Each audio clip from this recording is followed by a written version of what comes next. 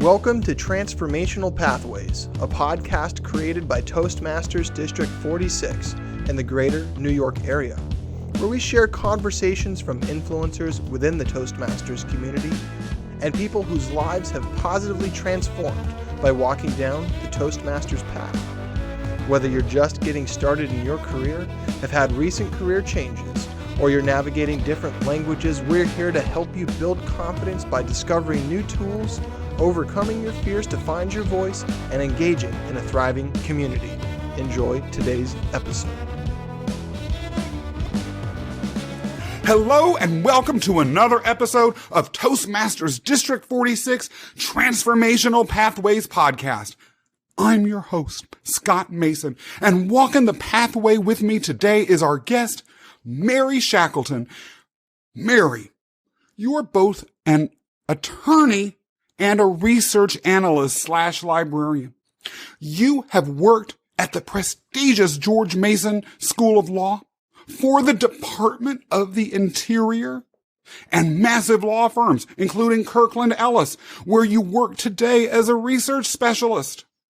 You are the president of Goodwill Toastmasters Club. You're also an elected leader of Rotary International, one of the world's oldest and largest service organizations. And you're currently serving as district governor for Greater New York City and Bermuda. Indeed. You're a member and past president of the Rotary Club of Metro New York City, too. Is that all correct? Did I lie about anything? No, that's an excellent summary. Thank you, Scott. Absolutely. And Mary, welcome to the show. Thank you. Thank you for inviting me. I'm loving it. The fun has just begun. Mary, how did you end up in law school? Tell us. I always wonder how people and why people end up doing that, including me. You want the truth? Only the truth and nothing but the truth. We're keeping it real here. Yes, I was a public relations major undergraduate, and finding a career path with public relations is a lot different than finding a career path with the law. So I kind of ended up in law school like a lot of 22, 23-year-olds with humanities bachelors. I was a literature major and was facing poverty. Law school suddenly seemed very appealing. Can you relate to that? Absolutely. But you did not practice for long. You ended up an information specialist instead of an attorney. Is that not correct? That is correct. What's the story? I started working in the law library, and there were actually big law libraries at that time. This was back in the Paleolithic period. And I loved it. And I loved the research part of the law. From the get, you have some research classes as part of your first year or 1L law curriculum. I loved researching legal questions. And that's been my life ever since. I loved it. Okay. For some of us, this is going to be the most mysterious and shocking statement they've heard all week. So I need an explanation. You loved research? What about it do you love? Well, and actually, I'm probably the odd duck in the attorney world because a lot of attorneys don't like doing the research. To me, it's a puzzle. It's a mystery. And my job allows me to walk along the knowledge pathway with different attorneys, with different paralegals, and that's from partners to like a junior paralegal. And I get to do a lot of interesting work each and every day, finding data to support an argument, finding examples of agreements that match up with what one of our attorneys is looking for. And I really get to help people. I feel like I'm supporting the work of a larger organization and actually doing something that I developed a niche in. It's something I'm good at and something that gives me joy each and every day. And, there's some tears and frustration too, but almost every day I find something that affirms my decision of the career path I've taken. That is beautiful. So do you ever sit back and look up in the ceiling when you're going to bed at night and say, doggone it, I could have been yelling and screaming at an adversary on the phone today, but I'm not getting that privilege. Exactly. And, Right. sometimes I have to speak rather sternly with some of the junior associates, say that's just not a reasonable deadline. That happens. And I've got enough gray hair, I can kind of take on the mom role and say, let's be realistic here. But generally speaking, the attorneys that I work for, even at a very large major law firm, are really appreciative of the work that we do for them, the part that we play in representing our clients well. I'll be honest. If I were an attorney at one of these firms and there was some crazy deadline, or I was looking for some sort of agreement or some precedent that I didn't even know where to begin to start, and someone came to me and said, here on my little cold platter is the answer to your question. Yes, gratitude would be the minimum of what I would feel. And as a litigator, I can only imagine most of them don't feel appreciation a lot. Yes, and it's interesting the way that the work flows, and we actually have, pretty extensive coverage hours. So we'll be getting those desperate calls or emails at 9:00 at night, and oh no, we've got a deposition tomorrow. Our attorneys are actually pretty thorough, but there's always that last minute requests, and oftentimes they come from the client directly. Our attorneys try to be pretty thorough and proactive, kind of what Toastmasters teaches you, prepare. But sometimes there are these oddball requests that we have to work on, or something just comes up at the last minute that wasn't anticipated, and we can't anticipate everything. So it's a mix, but it's always exciting. That it keeps the adrenaline coming. Well, and that emphasis on being prepared, but at the same time, learning how to deal with these unexpected shockwaves is one of the greatest areas of leadership development that, in my experience, Toastmasters enables its members to engage in a safe environment. Is that just me, or do you sort of agree with that, or do you have any thoughts just hearing me throw that out there to the world? Well, just to illustrate the point, and especially since I was a Toastmasters back in the early 2000s in Cleveland, Ohio. And when I moved back to the East Coast, I didn't really follow up with Toastmasters, sorry to say. And with the new partnership between Toastmasters and Rotary International, I've come back to Toastmasters.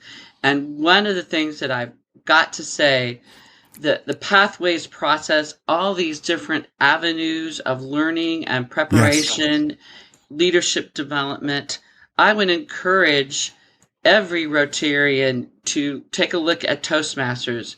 It will help your Rotary world, your Rotary career, and it will help your real life work. You learn how to manage projects, lead teams, build consensus. It's not just about making presentations, although that's definitely still an emphasis, but it all kind of builds together to put together a pathway, like you said, a complete package. Yeah. A transformational pathway, if you choose to view it that way and embrace it for all that it has to offer. Just quickly, give a shout out to the club that you were a member of in the Midwest? It was the Cleveland Club, actually, the downtown Cleveland Club at the Cleveland Public Library. Good. Great club. Well, we're going to be sure to find a way to tag them in our social media so that they are aware of whatever became of that member, Mary Shackleton, from way back when. Mary, I have had attorneys say to me to my face, I'm an attorney. I don't need Toastmasters. Some have even laughed at me when I've suggested that they join. What would you say to an attorney who you might think could benefit from a little bit of Toastmasters, but is not responding in a way that reflects the full scope of what Toastmasters has to offer, especially for an attorney. Well, it's really important that attorneys have the skills that are taught in Toastmasters right off the top. Negotiating skills, how to build consensus. And sometimes in a legal setting, you're trying to get the best deal possible for your client, and that's what lawyers are supposed to do. But sometimes part of that process is actually getting to consensus, getting that compromise, getting that stipulation of certain things that both sides can agree on. And that involves skills that you learn in Toastmasters. It's not all about being an adversary, being an advocate. Part of it is learning the interpersonal skills that you need to come to a successful resolution of a conflict or a successful resolution of a business deal or transaction. Absolutely. Absolutely. Great point. I had never thought about that. That's wonderful. And I might have to pull that one out of the hat in the future. So thank you for the tip.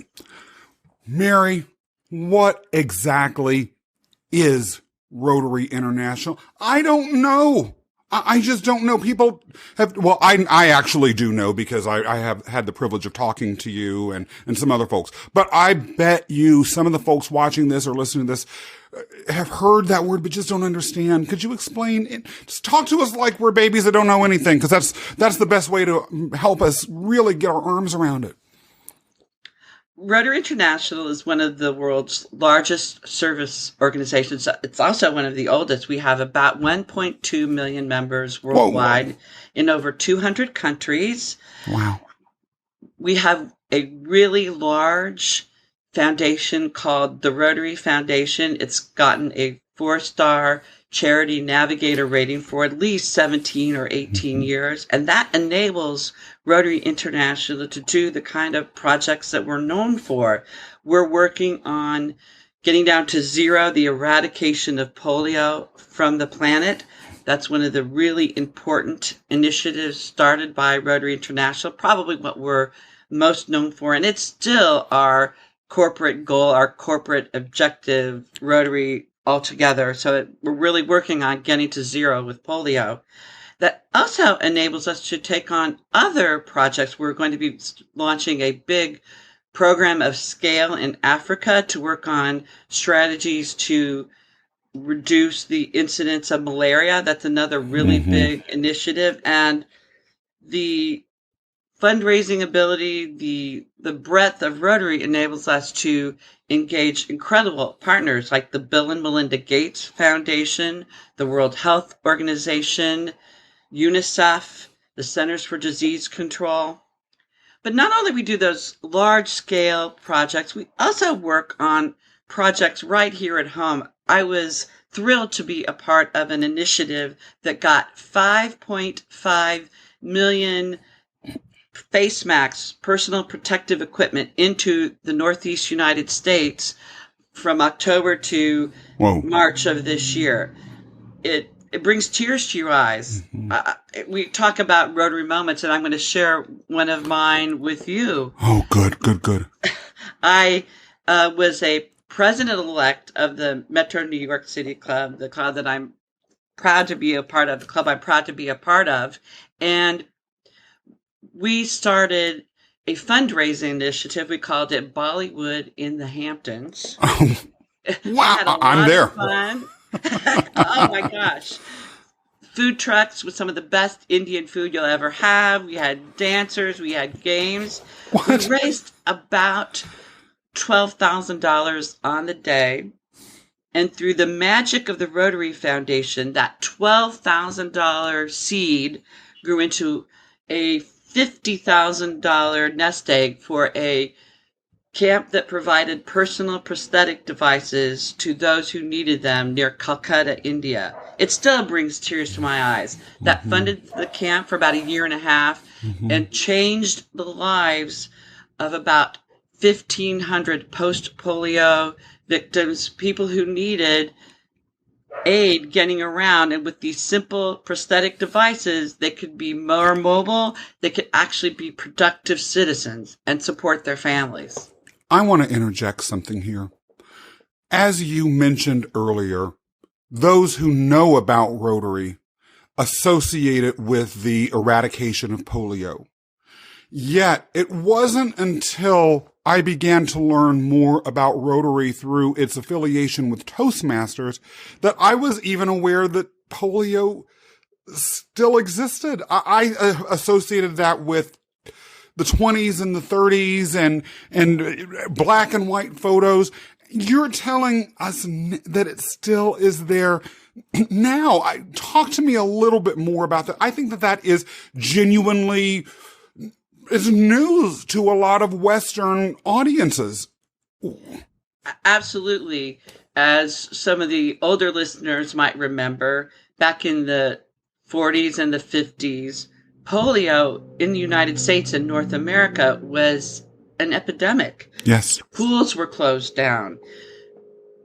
Polio is a waterborne illness. It's basically in sewer systems. And even to this day, in places with inadequate sanitation, and we have two still endemic countries, Pakistan and Afghanistan, it's still present in the water systems in those countries. And unfortunately, it primarily impacts children under 5. And those children are impacted for the rest of their lives. And even folks who recovered from polio and were able to be more mobile, sometimes in their later lives, have what's called post-polio syndrome.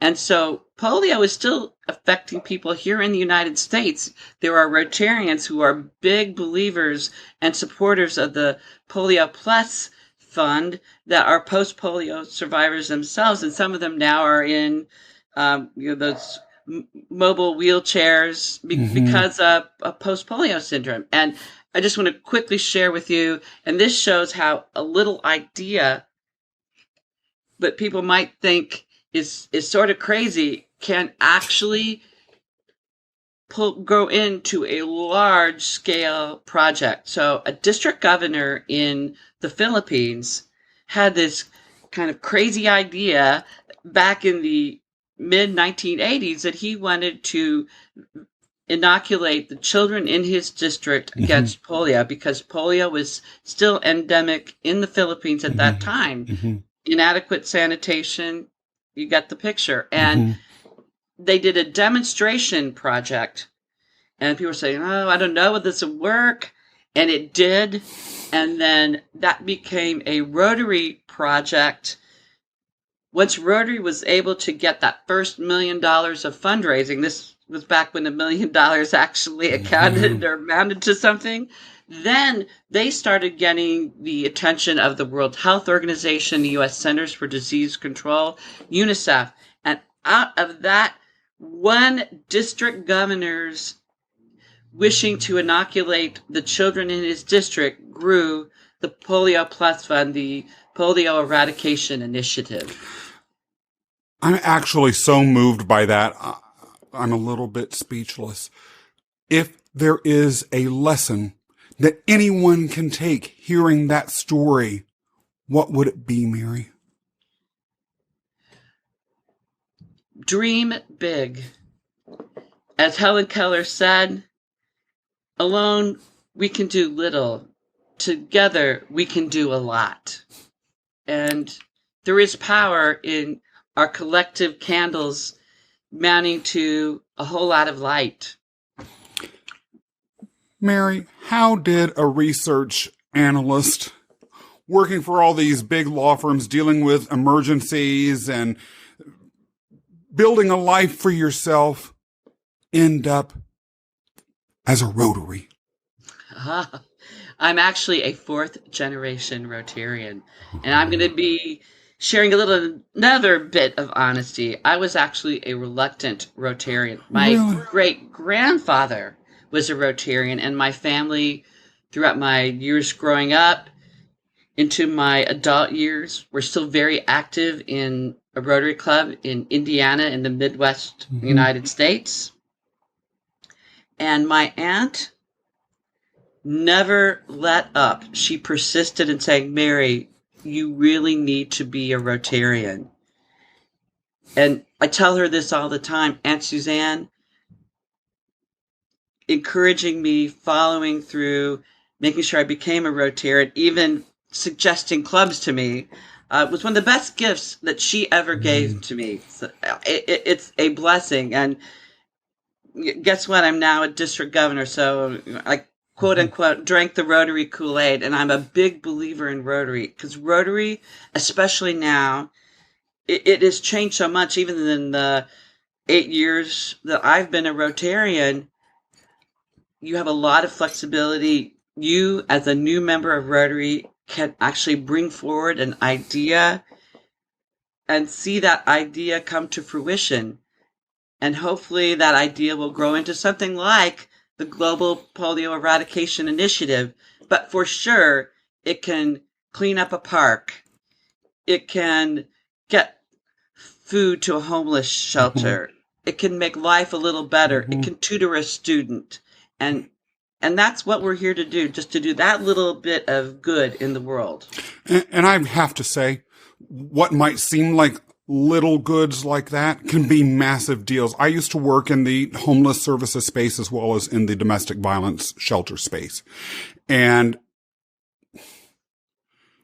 getting people nice clothing, helping them feel good during Christmas, little things like that change people's lives, and the outward impact that can have, the multiplier effect as people's lives moves forward, is profound. So I appreciate you saying that. Mary, you're from the Midwest originally, is that correct? I am. I'm from Indiana. I'm a Midwest farmer's daughter, which is an increasingly rare person, but there you have it. How on earth did you end up in New York City? What happened? Does everyone think you're crazy that you grew up with? Well, my interests and career led me to urban areas, so I've kind of flitted back and forth between Washington, D.C. I've worked there, as you mentioned in my introduction, and I've worked for now close to 20 years in New York City. It's where the kind of work that I do is best practiced. Of course, my immediate family is still back in the Midwest, and I think at some point or another I will return to the Midwest. But for right now, I love being part of the hustle and bustle. I was one of those kids who actually read The New Yorker, loved Broadway, and so that drew me here. Whoa. You were a kid in the Midwest that read The New Yorker. You bet. I heard that right. Okay. How on earth, first of all, did you find The New Yorker in the Midwest? How on earth did that even pop up there? I grew up in the Midwest. I didn't see no New Yorker there. What was going on? Well, once again, libraries. I would go to the high school library and read The New Yorker. It was there on the shelf. It's amazing. Oh, yeah, that place. I hung out there and threw gum at my friends. But that's okay.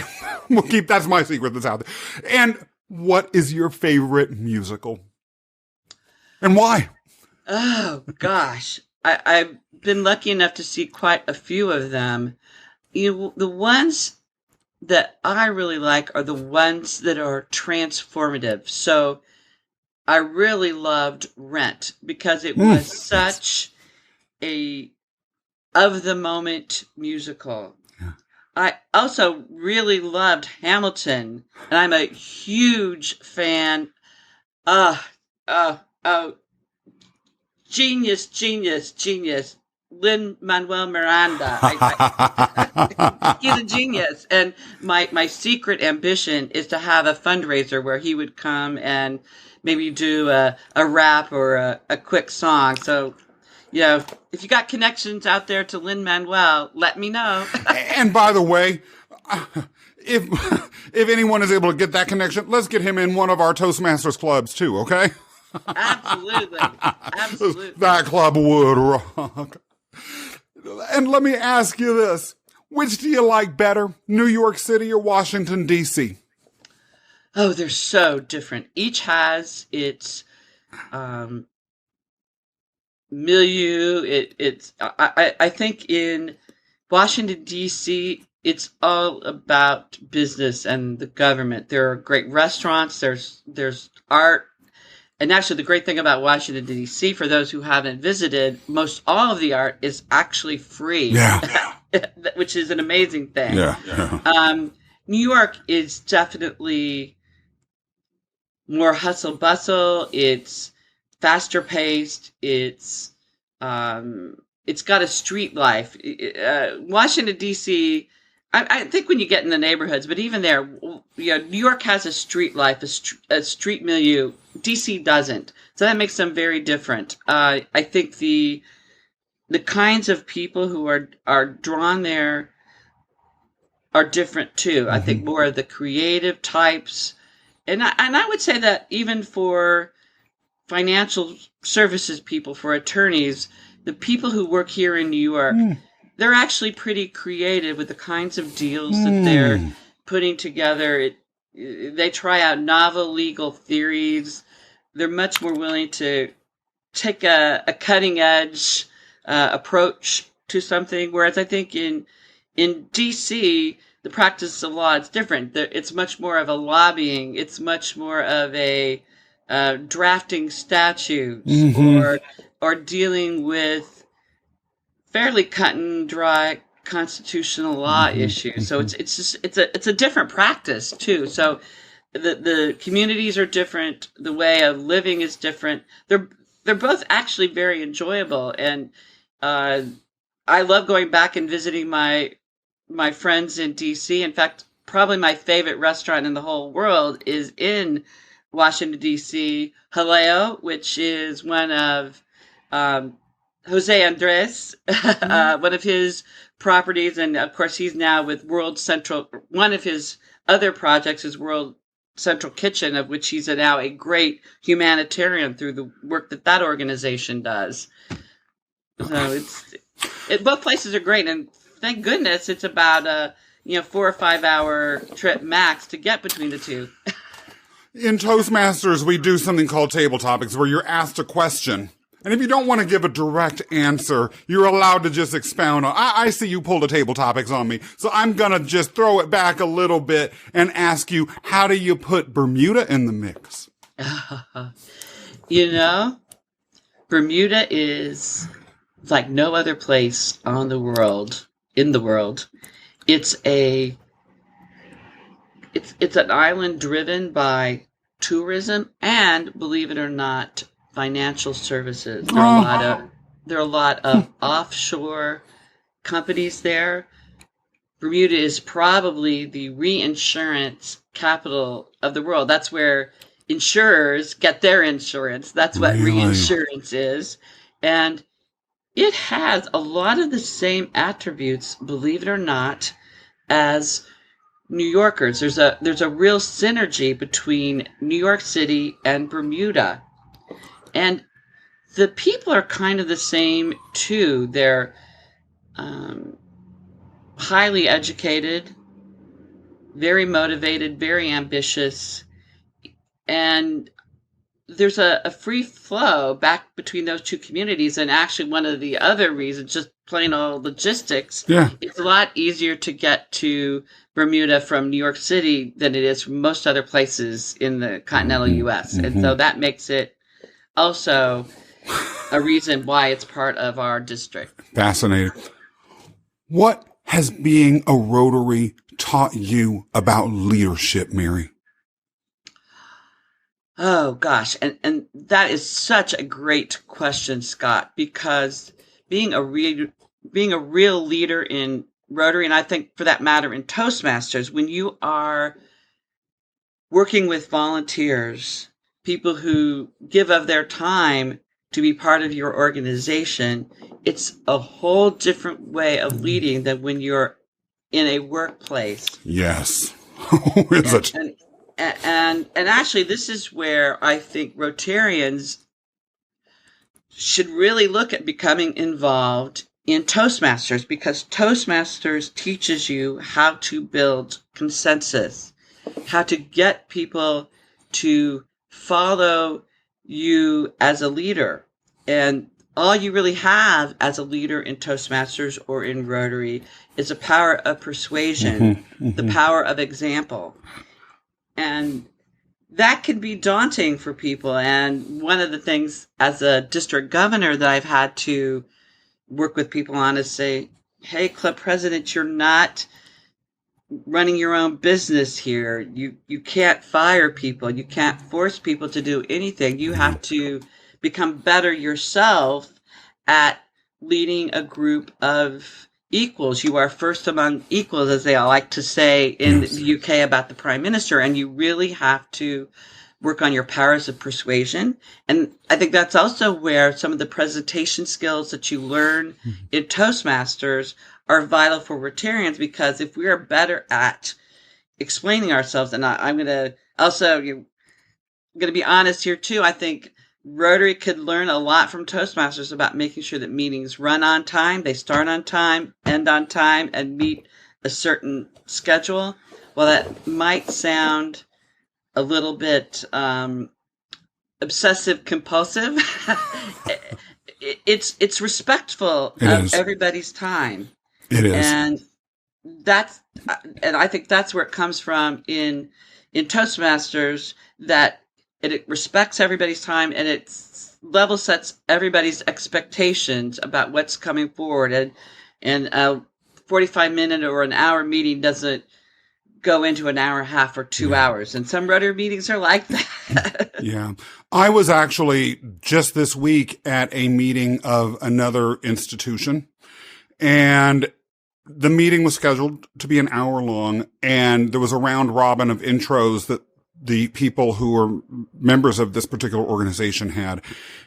And it was supposed to be just a 30-second intro. And of course, no one paid attention to it. And 35 minutes into this hour-long meeting, the intros were still going on. And I believe that at 10 to the hour, finally the facilitator said, okay, let's get to the agenda. Well, we only have 10 minutes, so the agenda is going to be that we're going to discuss this agenda at the next meeting. That would never have happened at Toastmasters. Someone would have grabbed that gavel, or some timekeeper or somebody would have stopped that, and certainly the general evaluator would have made hay of whoever the Toastmaster that day was. It's a big deal. Yes, it absolutely is. And you know what? The fluff of the meeting is just that, fluff. And we all are so busy, and especially in this time of Zoom, which I know people say we all have Zoom fatigue and, oh no, another Zoom meeting. And I get that. I think if we had more crisp, well-run, well-prepared Zoom meetings, we would all realize what a silver lining in this cloud of COVID-19 Zoom is, because from where we live, we can do what we're doing right now, have a conversation. We don't have to travel. I mean, we are all desperate to be together, have a cocktail, have a cup of coffee, do a project. But this technology will enable us to be much more effective in doing the administrative part, the organizational part of what we need to do as organizations. Well, and I have to admit, as much as I cannot wait to see people in person again without fear of impending death, that the time I spent traveling between meetings that really was wasted is going to be at least partially eliminated by what will likely be a long-term integration of Zoom into our corporate MOs.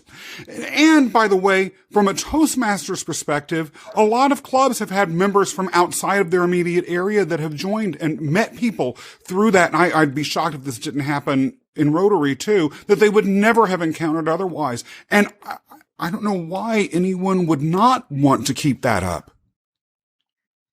Exactly. We have an EClub in District 7230. That's the sort of paired district with Toastmasters District 46 here in this area. We have an EClub that has members in Germany, in Singapore, in Japan, and they find a way of getting together, and they actually work on local projects, but they still get together and have Zoom meetings every week. Powerful. How and why did and are Rotary and Toastmasters pairing up? Well, it's kind of amazing, and now that I've gotten to know a lot more about Toastmasters and how it's run as an organization, they're so similar. Both have their foundations in Illinois, of all things. I did not know that. And were founded about 10 years apart. They are both leadership development organizations.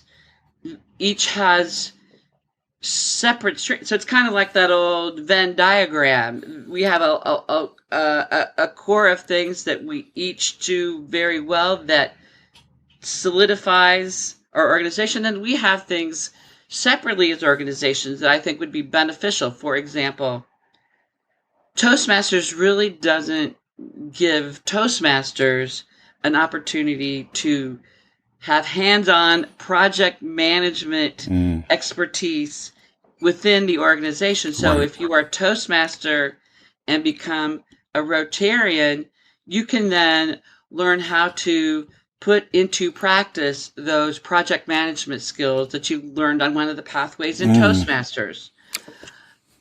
That's amazing. Wow. Likewise, Rotarians who have ample opportunities for public speaking, for organizing meetings and projects, may not have gained through their other aspects of their lives some of the skills that you can learn through pathways in Toastmasters.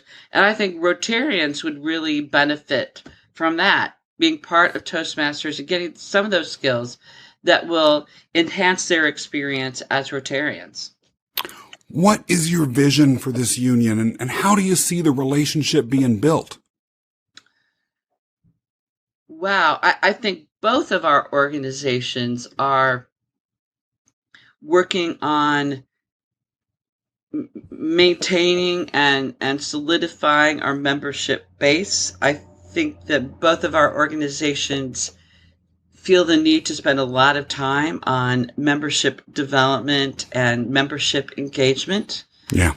It's a common factor, and I think that that's another way that this partnership will really assist both organizations, are things that Rotary can learn from Toastmasters. For example, one of the things that really intrigues me is Toastmasters has found a way to integrate itself into the workplace, something that Rotary is really looking to do. If we could learn from Toastmasters how to create Rotary clubs in larger organizations, and even encourage that organization to support its employees in their Rotary work, just like Toastmasters does. And I think that there is a case to be made going to, the VP of Human Resources or even the president or CEO and saying, you know what, if you make it possible for your employees to spend their lunch hour working on Rotary matters, that you would find that your employees would not only pick up transferable skills that will enable them to be better employees, you would also be meeting those ESG goals, environmental sustainability, all those things that corporations are really looking to enhance, and they're required to report on them, and investors are looking at entities that have supported community development, environmental sustainability, all those things that Rotary was built on. One of the amazing things, too, is that the time that we're having this conversation lends itself to the case to be made for the urgency of Rotary Toastmasters integrating themselves even more deeply into workplace environments. Let's face it. Younger people, millennials, and the generations below that data has showed over and over again, are looking for purpose and meaning in their jobs. If not, they can't find it, they will look for opportunities elsewhere. Not only that, but the coronavirus, the pandemic that we're all living in, has shown to the world boldly, in a way very few people would deny, that we're interconnected and that the way we interface with each other has impact. It would seem to me then that the opportunity, the day for this to be seized, is now.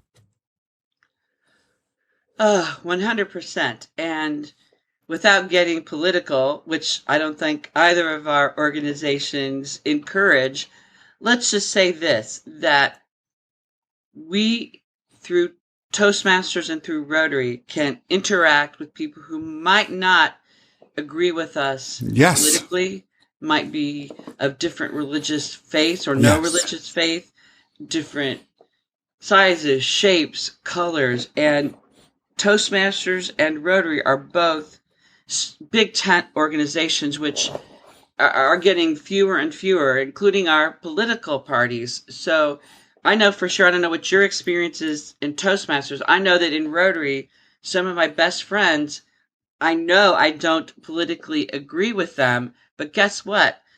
We are focused on those 7 areas of focus. We're focused on the work that we do as Rotarians, and that makes all the difference. And you know what? No longer are people of the other party or who may not politically agree with you, the enemy, they have a face. You have a track record. And in a world, in a country where we're increasingly self-isolating or self-segregating ourselves, Rotary and Toastmasters are a couple of the last places where we can find a way of bridging those divides. The second episode of this podcast was with the wonderful Patricia Kidwingira as a guest. And one of the points that she made during that interview that has stuck with me, it really rang like a bell, was about Toastmasters' emphasis on communication. And she essentially said the same thing in a voice that was unusually clear and powerful. We now tend to talk past each other or not at each other or at each other and divide. And the power of communication is that it has the power to bring us together. And I agree, in my own Toastmasters club, I'll never forget it. About 1.5 years ago, maybe even 2 years ago, one of the members who has a political belief system that is radically different than anyone else's in the club and whose beliefs are about some things shocking to some of the members, gave a speech about why he believes these things. It took courage for him to do that. He grew as a person, learning that he could do that in a way that was civil and that people would hear. Meanwhile, the club members loved it because they were forced to listen and hear from a real human being that they cared about and loved. And that to me was a beautiful moment that will stick with me. And all of those who were at that meeting are still members of this club together with a lot of love. I hear what you're saying. And actually, and it was one of the surprises in my re-engagement with Toastmasters. And people might not think of it this way, but Toastmasters is really a listening organization, something that we all need to practice, whether or not we are a competent communicator. Or maybe we're not a competent communicator until we actually learn to listen to one another and, as you said, not talk past one another. Powerful. Mary, if you could tell us a prophecy about your impact in this world, what would that prophecy be? You know what? She woke up every day trying to do a little bit better, be a little bit better, making a little bit better lives for the people around her. That is amazing. I know that folks who listen to this are going to say to themselves, how on earth can I find out about how to become a Rotary?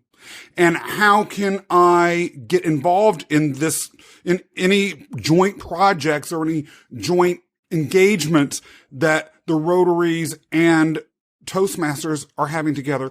Answer that question for us, please. We're dying to know.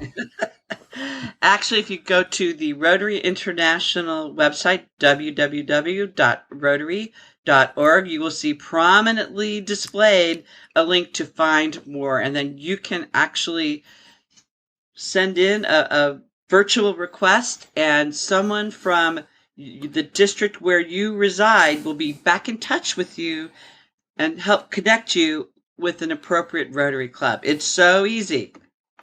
And easy is good. I'll just say.